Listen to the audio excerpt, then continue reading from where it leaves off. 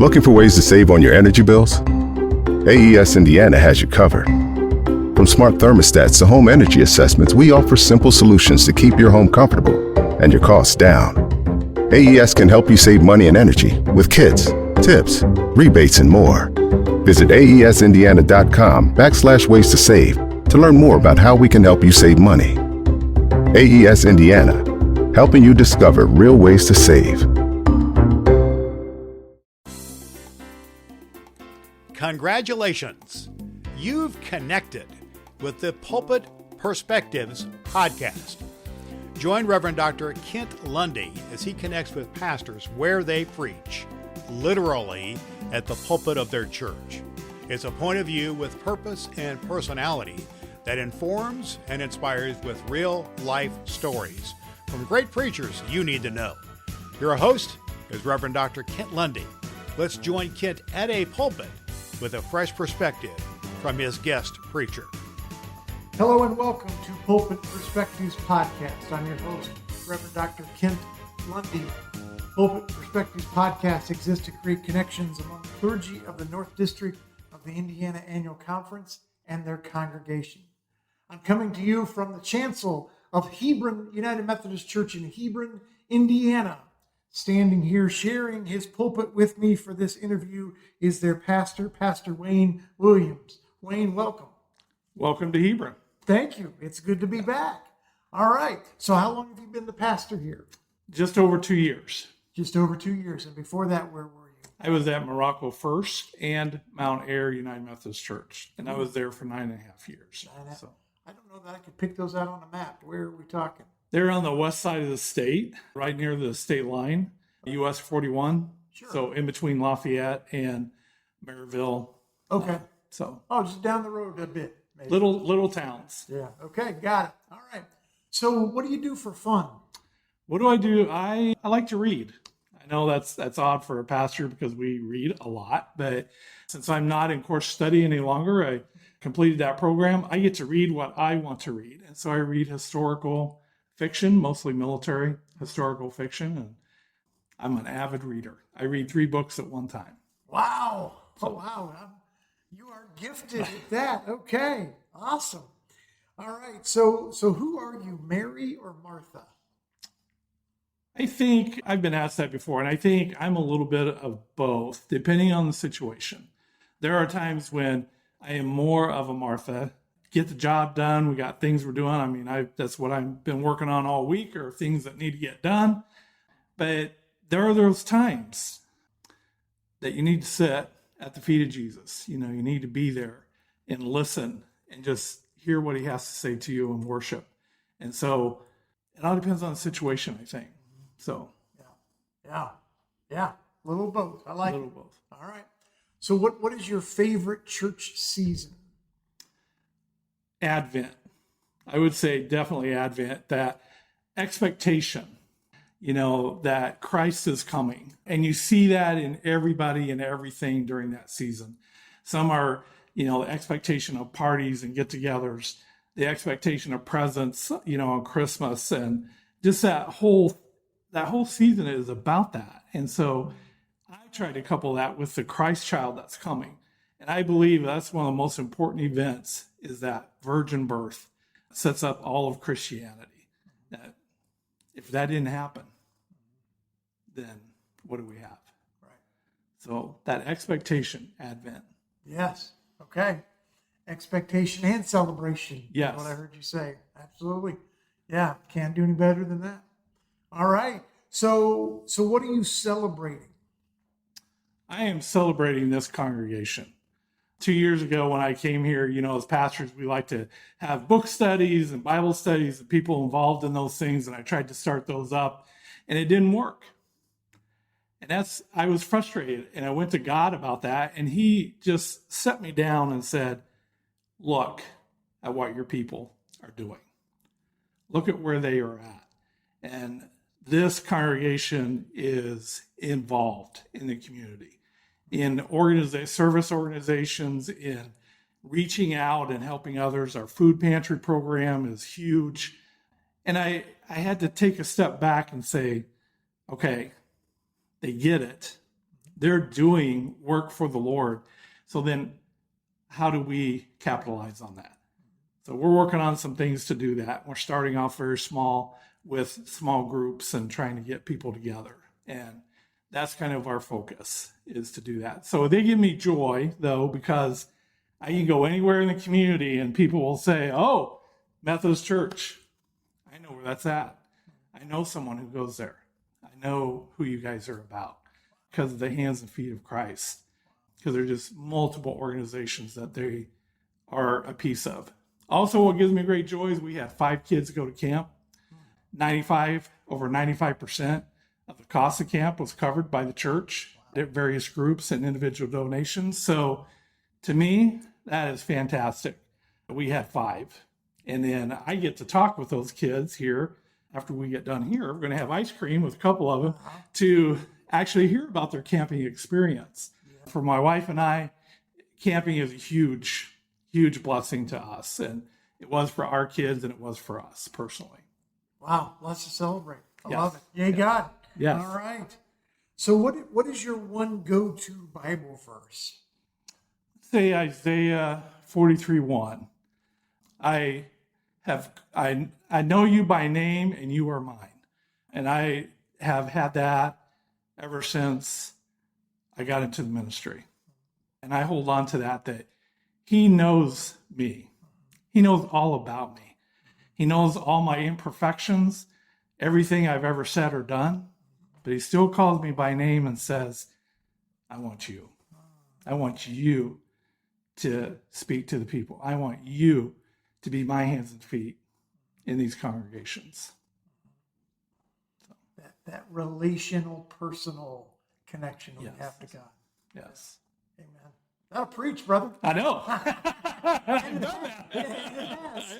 It will and it has. So who inspired your call to ministry? Reverend Dennis Tyson. I was the head trustee in my local church when he and his wife came to our church. And I remember meeting them for the first time to go over painting for different rooms and things that we wanted to fix up the parsonage. And I thought, God sent us teenagers because they looked very young. But we became great friends. And Dennis he stretched my thinking of Christianity and what it meant to really be a Christian.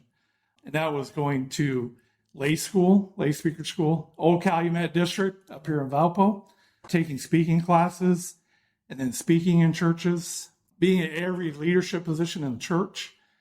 He just stretched my faith and showed me a God that really loved me and cared for me. So he had always said, I think you need to go into the ministry. And I did like all pastors say early on, I can never be a pastor. And so that did happen though, eventually. And the other person who was instrumental was Reverend Darren Williams. He was my pastor right before I went into the ministry and showed an extreme amount of love and grace and mercy at the time, very supportive. And we went through the Purple Book together. And some of the pastors out there know what the Purple Book is. So, Yeah. Okay. Great. Thank you for that witness. All right. So who or what keeps you humble? is it okay if I say United Women in Faith? I'm just kidding. Yeah, they're great ladies. You guys are fantastic. You do wonderful things. So, and they've welcomed me into their fold. So I would say what keeps me humble is the children when they come forward for the children's sermon. I have like 12 or 15 kids that come up, and it doesn't matter how much you prepare.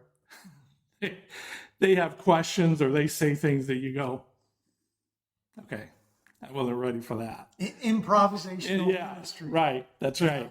And it's just that they're such a blessing, but they keep me humble because I have to realize that, man, that's our church sitting right there every Sunday morning. And we just need to bring them in. And they are so excited to come to church. They're so excited to be here with their families.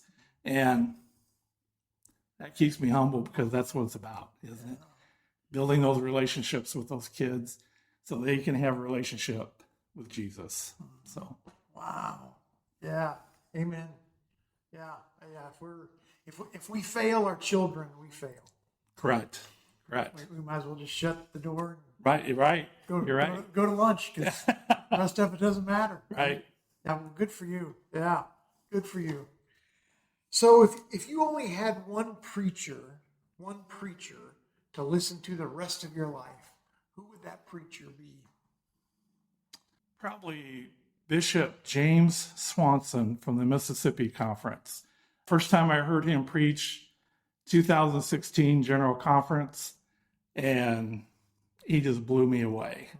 He speaks with passion and conviction, and he tells it like it is. And I guess it goes back to my roots of those early pastors that they just said it, and they challenged you, and he challenges you. And I could listen to him. I could listen to him all day. Just a good preacher. Say his name one more time. James Swanson. James. He was the bishop of the Mississippi Conference. Okay. So, All right. I'll have to check him out. James Swanson. All right. So pretend with me. Just pretend with me. Oh, boy. You're going to go axe throwing. Okay. So that's not up for debate. You're going axe throwing. Who from the Bible are you taking with you to go axe throwing? how about Noah? Okay. Why? Here's a dude who got a message, a mission from God as a former military officer, an operations order he got from God saying, build an ark, and told him how to do it. And he did it. And I can hang out with a dude like that, because as a former officer, I give missions, I give out my commander's intent for what I wanted my troops to do. So I understand what that means. And I think I could hang out with him. And here's the other thing. He's building an ark. They had to take breaks during that time period. Axe throwing may have been a part of that. The break time. I can imagine that. So I want to see the skill that this guy has, right? Yeah. I can picture, the scrap lumber pile Right, that's off right. to the side that they're winging these axes. Sure. And have a little competition. And the old man is showing up his three sons. Yeah, all the sons, right? Yeah, it's They're like, how does he do that? Yeah, How like, does he do that? school's in session. That's right. The axe throwing school That's is in right. session. So come learn a thing or two from the old man. Okay, Noah. Got it. Okay. Well, maybe that's a sermon series. That's what I'm looking for. Yeah, I got to do my notebook. So Axe throwing sermon series. All right. So when you think of your fellow clergy, whether you know them directly or somewhat at a distance, what do you hope your fellow clergy know? I hope they know to just be you. Don't try to be everything to everybody, because you can't. But just be you and be honest about who you are. Every congregation I've gone into, one of the first things I tell them the first Sunday is, this is it. This is what you got right here. All my imperfections, I'm going to say things, I'm going to do things that you're going to look at and say, why did you say that? Why did you do that? I'm just like you. And the other thing is, I make sure they understand that I was in the pew. I sat in the pew for many years, and I understand, and I know where you're coming from. So that's why I think that clergy need to understand that we're humans, we make mistakes, and we should admit those. But we should just be real and just be who you are to your congregation. Don't try to be something that you're not. Just be you. That's a great lesson. Yeah. I hope so too. I hope they know that. Yeah. All right. Well, last question. I appreciate your time. So when you think about the future of being pastor here at Hebron United Methodist Church, what three words come to mind when you think of that future together? Three words: grace, mercy, and love. Grace, mercy, and love. Yes. Say more. That's what Christ has called us to do and to be. And I think in this world, especially that we're living in today, we don't have a lot of grace. It doesn't seem to be that apparent. Mercy is not something that everyone, is giving. And love is, what is love, right? I mean, we're trying to define that. So my message to the congregation is always about that we have been offered that. We have been given that through Jesus. And we are who we are today because he gave that to us. So we should be giving that to others. And I know I had one person in my congregation who said, Pastor, you get tired of hearing about grace, mercy, and love. No, you shouldn't be tired. You should be saying, how can I give more of that to the people I come in contact with? And this congregation gets that, but I want them to keep getting that because we're about doing church here in this community and spreading that grace and mercy and love. So Grace, mercy, and love. That will be my hope and prayer for you as you continue to pastor this church. Well, Pastor Wayne Williams, thank you so much for being a guest on Pulpit Perspectives Podcast. I'm glad I could do it. Well, thank you. Pulpit Perspectives Podcast exists to create connections among clergy of the North District and their churches. If you want to learn more about all the amazing things God is doing in the midst of the North District, check out the Facebook page and also check out inumc.org. There you'll find all the amazing things that's happening here together. So friends, this has been Pulpit Perspectives Podcast. I'm your host, Reverend Doctor Kent Lundy, signing off for now. There you have it, a fresh perspective from the pulpit with a great preacher. You know you want to hear more. You can do just that by connecting with Pulpit Perspectives with Reverend Dr. Kent Lundy on Apple Podcast and Spotify, where you can like and follow the podcast. What's more, you can spread the good news about Pulpit Perspectives in your church and with your neighbors. Plan now on joining Kent at the pulpit, where you'll meet another great preacher on Pulpit Perspectives.